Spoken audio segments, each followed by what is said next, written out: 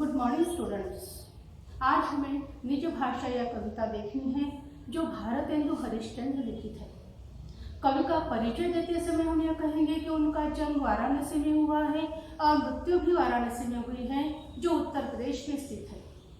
बहुत ही प्रतिभावान कवि, बहुमुखी कवि, बहुत ही श्रेष्ठ दर्जे के यह कवि है। इनकी खासियत यह है कि इन्होंने हिंदी खड़ी बोली का जनक इन्हें कहा जाता है। इनके लेखन साहित्य में निबंध, व्याख्यान, कविताएं आदि शामिल हैं।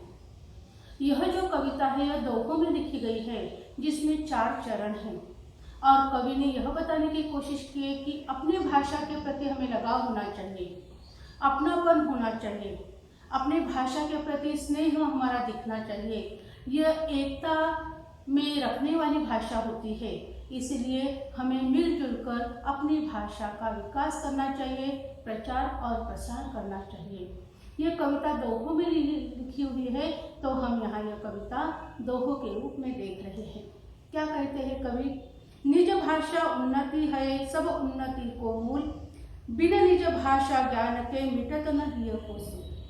कवि यह कहते हैं कि अपनी मातृभाषा से ही हमारी उन्नति यहाँ पर पॉसिबल है, हमारी उन्नति यहाँ पर हम कर सकते हैं, क्योंकि वही हमारे उन्नति के द्वार को खोलती है।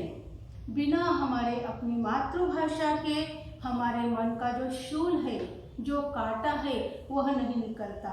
मतलब मन को अगर शांति चाहिए तो अपनी भाषा आना बहुत ज़रूरी है।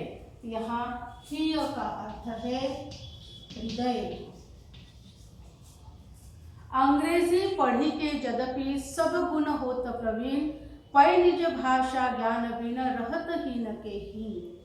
कवि यहाँ यह बता रहे हैं कि अंग्रेजी भाषा भी श्रेष्ठ है।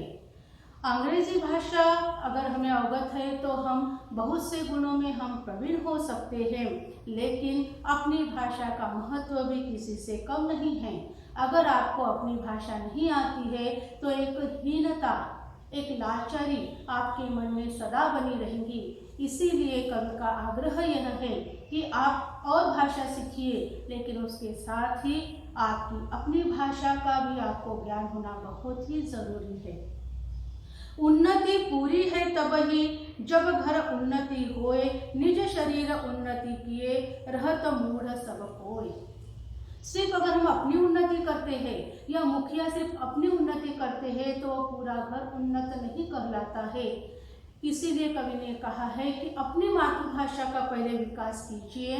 जिस तरह से मुखिया सिर्फ अपना ही विकास करेगा और बाकी के परिवार के सदस्य को अगर वो मूर्ख रखेगा तो वो घर कदापि आगे नहीं जाएगा। इसीलिए कवि का यह मानना है, कवि का यह कहना है कि हमें अपने मातृभाषा को बढ़ावा देना चाहिए, तभी हमारी उन्नति, हमारा विकास यह हो सकता है। निज भाषा उन्नति बिना, उन्नति यहाँ हम कह सकते हैं प्रगति, विकास। निज भाषा उन्नति बिना कबहु न हवे है सोय, लाख उपाय अनेक योर भले कर की कोय। निज भाषा की उन्नति के बिना सब कुछ अधूरा है। अगर आपको तरक्की करनी है जिंदगी में तो सबसे पहले अपनी मातृभाषा को हासिल कीजिए, अपनी मातृभाषा में बोलना सीखिए, उसका प्रचार और प्रसार कीजिए और उसके बाद अगर हम और भाषा हासिल करते हैं और भाषा बोलते हैं तो वह और अच्छी बात है।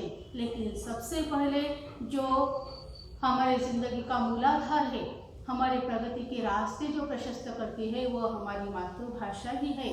उसी में हमारी भलाई है, उसी में हमारा विकास है। एक भाषा एक जीव एक मति सब घर के लोग।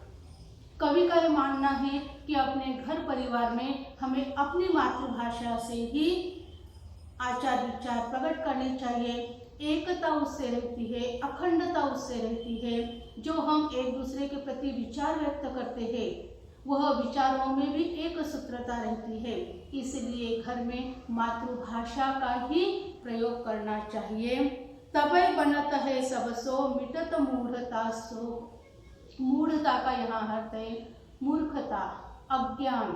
अगर हम एक ही भाषा का प्रयोग अपने घर में करते हैं, मातृभाषा का प्रयोग करते हैं, तो हमारी कल्पना शक्ति का भी विकास होता है। हम जो कहना चाहते हैं वो भी हम बहुत अच्छी तरह से कह सकते हैं, प्रभावशाली ढंग से कह सकते हैं। और हमारे मन का जो अज्ञान है, हमारे मन का जो अंधकार है, वो अंधकार नष्ट हो जाएगा और जो हम करना चाहते हैं वह सबको अच्छी तरह से समझ में आएगा। और एक अति लाभ या में प्रगट लखात निज भाषा में कीजिए जो विद्या की बात है।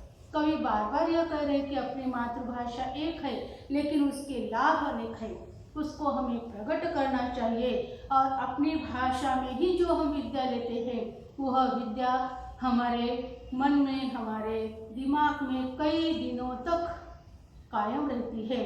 इसीलिए अपनी मातृभाषा में ही विद्या सीखने की कोशिश करनी चाहिए। ते ही सुने पावे लाभ सब बात सुने जो कोय, सब गुण भाषा और मह कबहु नाही होय। जो अपनी मातृभाषा की जो महत्व है, अपनी मातृभाषा का जो नाज है, जो गौरव है, वो दूसरी मातृभाषा से, दूसरे भाषाओं से या दूसरे और मातृभाषाओं से नहीं आ सकता। इसीलिए हमें यह जोर देना चाहिए कि हम अपनी भाषा का ही प्रचार और प्रसार करें। सुनने वाला भी अच्छी तरह से सुन सकता है और हम अपने विचारों को प्रभावशाली ढंग से प्रस्तुत कर सकते हैं। इसीलिए हमें अपनी ही भाषा का गुणगान करना चाहिए, उसका गौरव यहाँ व्यक्त करना चाहिए, उसकी महिमा को समझना चाहिए। विविध कला शिक्षा अमित ज्ञान अनेक प्रकार, सब देशन से लय करहु भाषा माही प्रचार। सारी दुनिया में पता नहीं कितने कला कौशल है, हजारों कलाएं हैं, हजारों विद्याएं हैं, गुण हैं। इन सभी को हमें सीखना चाहिए, अवगत करना चाहिए, पर उसे अपनी मातृभाषा में अवगत करना चाहिए और अपने लोगों का कल्याण हो, इसलिए उसका प्रचार और प्रसार भी अपने ही भाषा में करना चाहिए। उसके बाद अंतिम दोहे में कवि यह कह रहे हैं, भारत में सब भिन्न अति ताहि सो उत्पात, विविध देशु मतहु विविध भाषा विविध लखात। हमारा देश बहुत ही सुंदर है, विविधता से पूर्ण है, एकता और अखंडता रखने की हम कोशिश करते हैं, पर हमारे देश में बहुत सी जातियां हैं, बहुत से पंथ है, बहुत से धर्म हैं, उसके कारण कभी कभी उत्पात हो जाता है, उत्पात उपद्रव हो जाता है और उससे शांति भंग होने का डर बना रहता है, क्योंकि अलग अलग प्रांत है, संस्कार संस्कृति अलग है, विचारधारा अलग है और इसी तरह से मत विचार, हमारी कल्पनाएं भी अलग है। भाषा लाखों है और विचार भी लाखों है। इसीलिए कवि बार बार हमें यह मनुहार कर रहे हैं, हमें विनंती कर रहे हैं कि हमें अपने भाषा का गौरव बढ़ाना चाहिए, अपनी भाषा का इस्तेमाल करना चाहिए। अपने विचार अगर हम अंग्रेजी में बताएंगे तो हो सकता है बहुत से लोगों को भाषा समझ भी ना आए, पर अगर अपनी मातृभाषा का प्रयोग करते हैं तो आपको क्या कहना है वो भी आप अच्छी तरह से बता सकते हो, समझा सकते हो और जो सुनने वाले हैं वह भी आपको अच्छी तरह से समझ सकते हैं। जो भी समस्या है वो समस्या का हम यहाँ पर निराकरण कर सकते हैं। ऐसे एक नहीं बहुत से यहाँ पर फायदे यह हमारी मातृभाषा के हैं। इसीलिए कवि कह रहे हैं कि हमें मिलजुल कर उन्नति करना चाहिए। पहले अपनी उन्नति, घर की उन्नति, बाद में समाज और देश की उन्नति हम अपनी मातृभाषा के माध्यम से कर सकते हैं। इसीलिए कवि का यह बार बार कहना है कि अपनी भाषा को आगे बढ़ाइए, उसको स्वीकार कीजिए, उसी में विचार कीजिए, निश्चित ही आपको उसका फायदा होगा। आपको तो उसका फायदा होगा ही, लेकिन आपके साथ साथ लाखों लोग उस फायदे को ले सकते हैं, उससे लाभ ले सकते हैं। इसी तरह बहुत ही सुंदर यह कविता है जिसमें कवि ने अपनी भाषा के प्रति प्रेम व्यक्त करने के लिए कहा है और बहुत ही सुंदरता से एकता और अखंडता को बनाए रखने की यहाँ पर मनुहार किया है और हमें नम्र निवेदन यहाँ किया है। इस तरह से यहाँ यह निज भाषा, यह भारतेंदु हरिश्चंद्र लिखित यह कविता दोहों में यहाँ पेश की हुई है। और इसे हमें यहाँ यह समझना चाहिए कि अंत में सभी भाषाओं की जो शिरोमणि हैं वह हमारी अपनी भाषा है। Thanks for watching.